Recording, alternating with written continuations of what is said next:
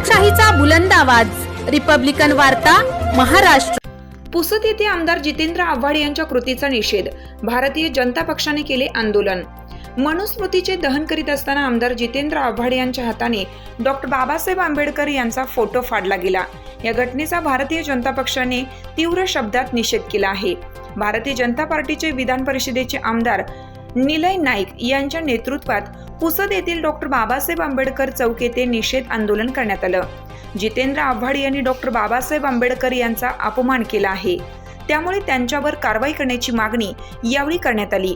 यावेळी प्रामुख्याने भारतीय जनता पक्षाचे ॲडव्होकेट आमदार निलय नाईक, ॲडव्होकेट विश्वास भवरे, विनोद जिल्हेवार, तालुका अध्यक्ष भोयर, दीपक परिहार, ॲडव्होकेट आदित्य माने, शेखर वानखेडे, श्रीकांत चव्हाण इत्यादींसह पदाधिकारी कार्यकर्ते उपस्थित होते। युवा मोर्चा डॉक्टर बाबासाहेब आंबेडकरांचा, डॉक्टर बाबासाहेब आंबेडकरांचा, डॉक्टर बाबासाहेब आंबेडकरांचा मुर्दाबाद मुर्दाबाद मुर्दाबाद मुर्दाबाद।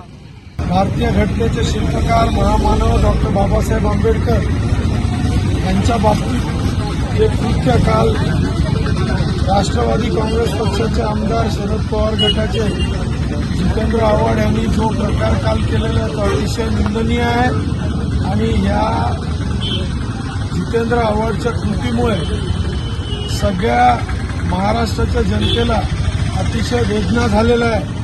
म्हणून आम्ही या ठिकाणी भारतीय जनता पार्टीच्या वतीने आमचे प्रदेश अध्यक्ष माननीय चंद्रशेखरजी बावनकुळे यांच्या आदेशानुसार पुसदमध्ये जितेंद्र आव्हाडच्या फोटोला जोडो मारो आंदोलन आम्ही या ठिकाणी केलेलं आहे। जोड्यानी मारून आम्ही त्याचा निषेध केलेला आहे।